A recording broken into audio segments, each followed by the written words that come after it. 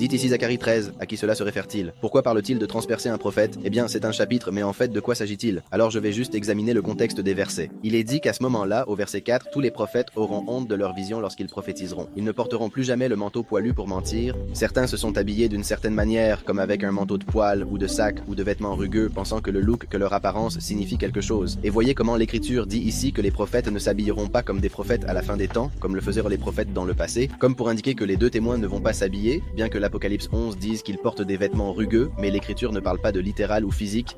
Bien que les vêtements puissent se référer ici au sens où ils ne s'habilleront pas avec des vêtements doux ou coûteux comme le font la plupart des secteurs aujourd'hui ou les prêtres, cela fait également référence à quelque chose de plus profond dans la prédication que font leur corps et d'autres choses. Mais bon, chacun dira « Je ne suis pas prophète, je suis laboureur, je viens de la terre ». Chacun dira, comme n'importe quelle personne qui est prophète, qu'il va nier être prophète. Les vrais prophètes ne se disent pas prophètes, tandis que les faux, eux, clament être prophètes et demandent qu'on leur donne le titre de prophète. Alors chacun dira « Je ne suis pas prophète, je suis laboureur, je viens de la terre ». Mais ici, une prophétie ou une révélation de la première et de la seconde manifestation était également en préparation, puisque le premier est venu comme le Messie pour mourir sur le bois, étant crucifié, étant transpercé, ses mains et ses pieds, comme le dit le psaume 2. Le dernier vient comme le prophète, comme Moïse. Dans Zacharie 4, il parle des deux témoins. Dans Zacharie, nous voyons Zorobabel et Yeshua comme représentation du dernier et du premier en ce qui concerne les noms, également comme représentation des deux témoins. Ici, il commence à parler du prophète et dit « Je ne suis pas prophète, je suis laboureur, je viens de la terre ». Dans le sens de Yeshua, il a fait la terre. Il est venu comme le semeur, le dernier vient comme celui qui récolte. Il dit ensuite « Car j'ai été dans le champ depuis ma jeunesse »,